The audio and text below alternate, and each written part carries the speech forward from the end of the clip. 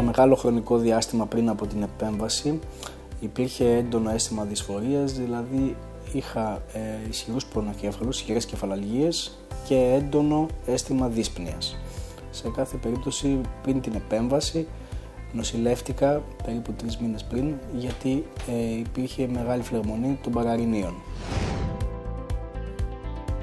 Καταρχάς η απόφαση λήφθη για 2 συγκεκριμένους λόγους.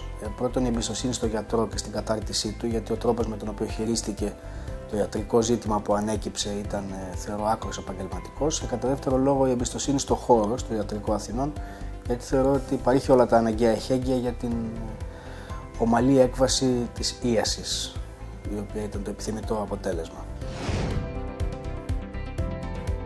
Έχουν περάσει 8 μήνες από την επέμβαση, χειρουργήθηκα το Μάιο του 2014 και έκτοτε αισθάνομαι περήφημα. Καταρχάς να ενημερωθούν, να προσέλθουν στον χώρο του ιατρείου, να μιλήσουν με τον γιατρό, να λάβουν όλες τις απαραίτητες πληροφορίες οι οποίες είναι αναγκαίες για να πάρουν κάποια απόφαση και έκτοτε να προχωρήσουν στην απόφαση η οποία θα είναι σωστή για την ίασή τους.